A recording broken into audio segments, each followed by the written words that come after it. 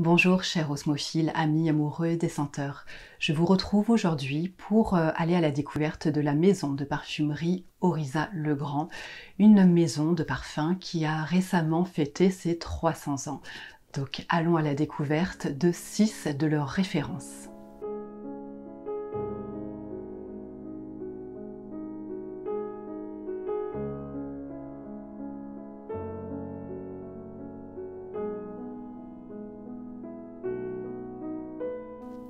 Bienvenue sur mon osmographie, parfum d'hier et d'aujourd'hui.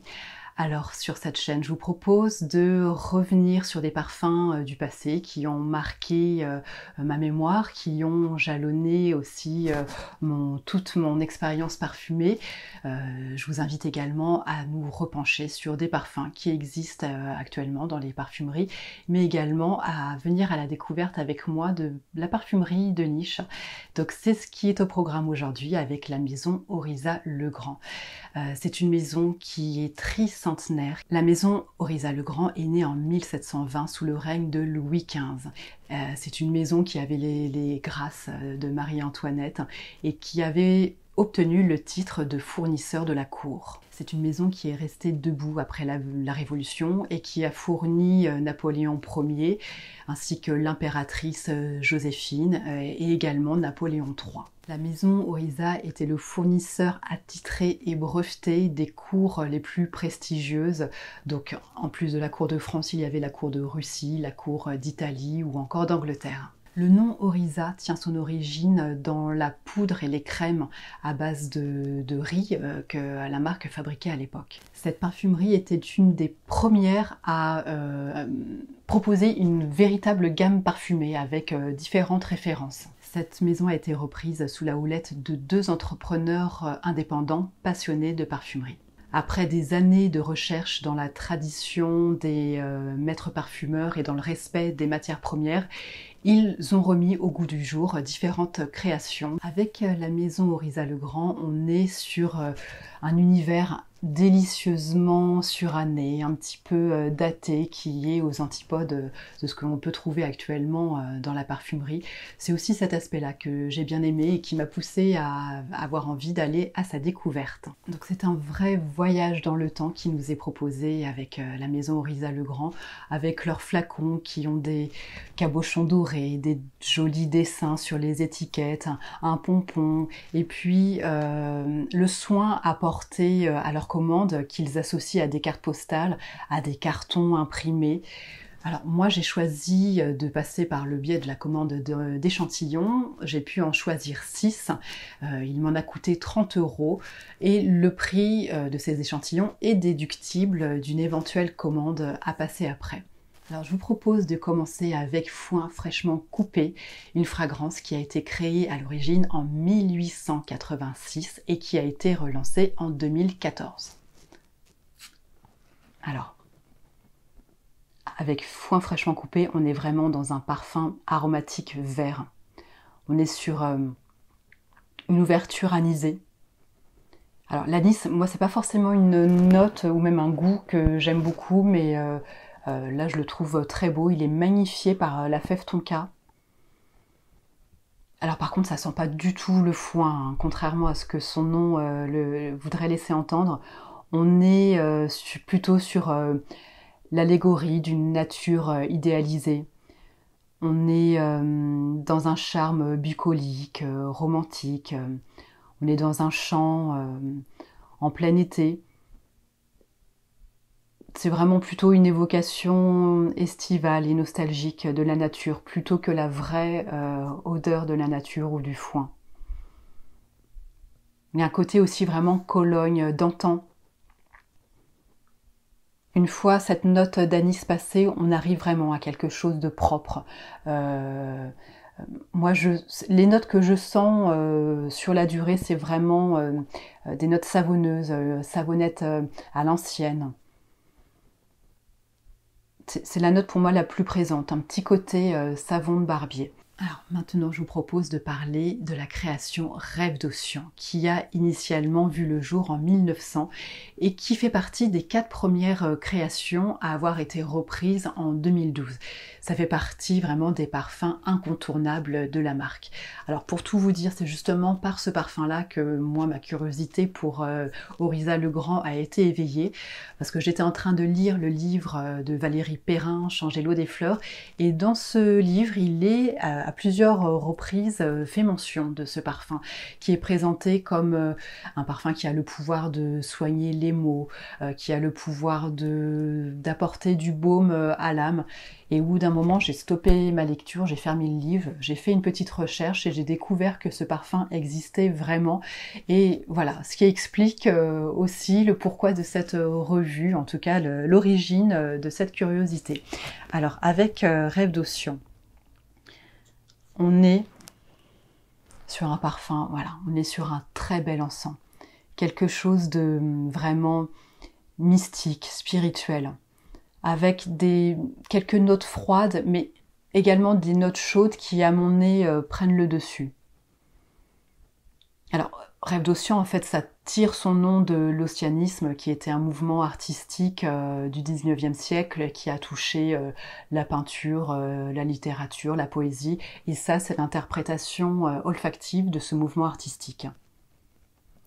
Alors, on a des notes boisées, on a du pin, on a du santal, et vraiment ce très très bel encens, et des épices. Il y a une pointe de cannelle, voilà, c'est un parfum qui est baumé, qui a également des notes cuirées. Il est riche et complexe, il est envoûtant, il est pénétrant, voilà, il associe des matières premières sombres et assez nobles. C'est un parfum qui a une bonne tenue, que j'ai trouvé très agréable à porter. Voilà, il est apaisant, avec cette dimension vraiment, vraiment spirituelle. Voilà, belle découverte, Rêve d'Ossian.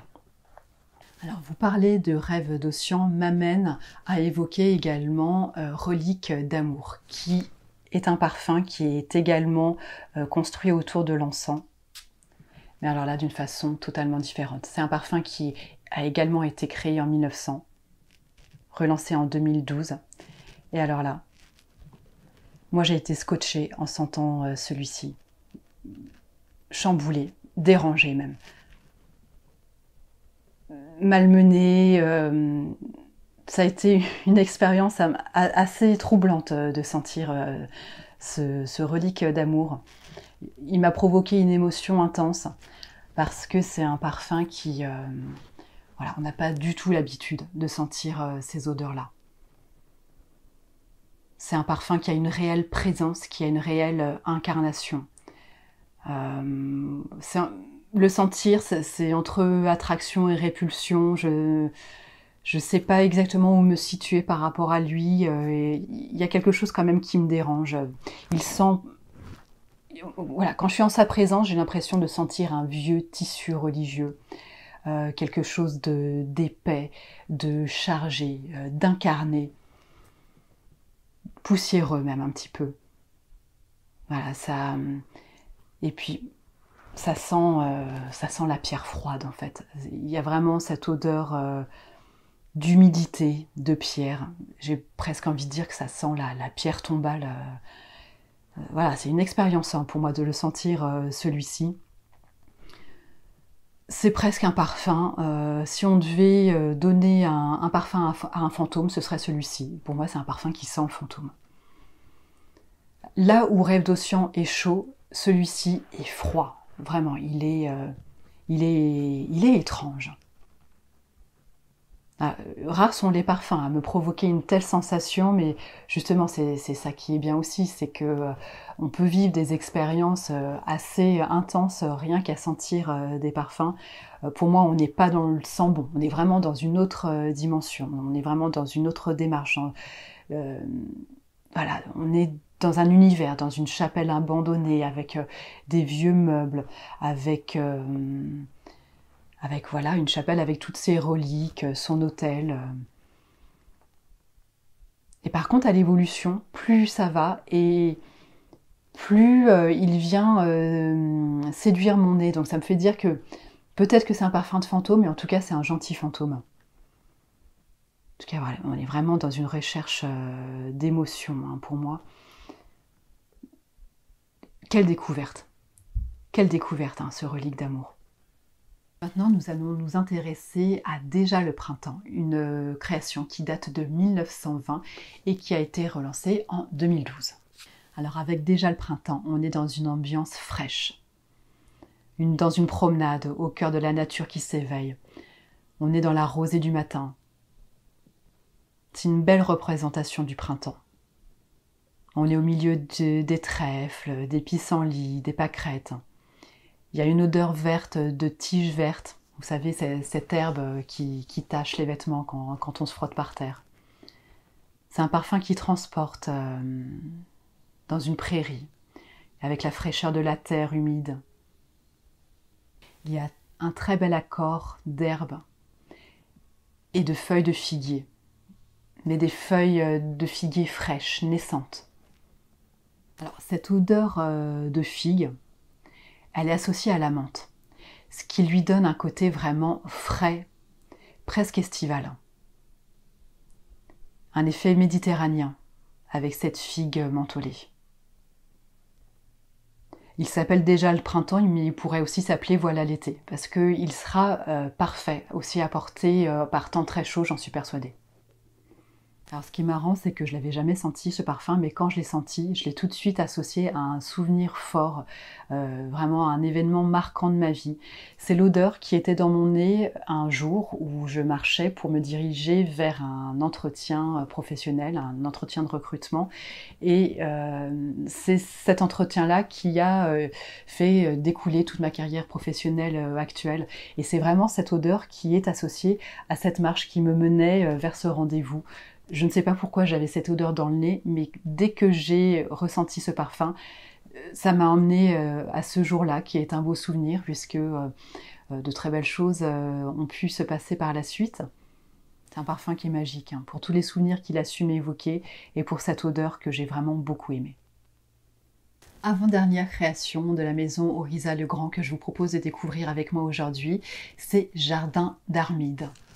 Là, on est sur une création qui date de 1909. Voilà, c'est un parfum qui fait référence au jardin d'Armide avec leur côté enchanteur, magique, merveilleux, toute cette luxuriance. Ça fait donc référence à la magicienne. Hein. Alors, on est dans un bouquet floral suranné. C'est ce qui fait son charme, hein, ce côté très généreux. C'est un parfum qui est très poudré, il est poudré à souhait. On a l'impression d'avoir le nez dans le talc avec l'iris, la violette et la rose. Alors, c'est marrant parce que moi, cette odeur me fait penser aux petits sachets de bonbons qui existaient dans les années 80, des bonbons tout colorés, les Fizzy Rolls, qui avaient ce côté un peu poudreux. Et ça sent meilleur que ces bonbons-là, évidemment, mais dans l'esprit, il y a quelque chose qui m'y fait vraiment penser. C'est un parfum qui est puissant, hein. C'est un puissant mélange qui est même assez détonnant. Hein. Il a une tenue affolante. Il a un côté très, très belle époque. Alors pour finir avec le tour d'horizon de la maison Oryza Le Grand, j'ai choisi Villa Olympia, qui est la première création inédite de la marque, qui date de 2016. Pour les précédentes fragrances, on était sur des rééditions. Là, on est vraiment sur une création.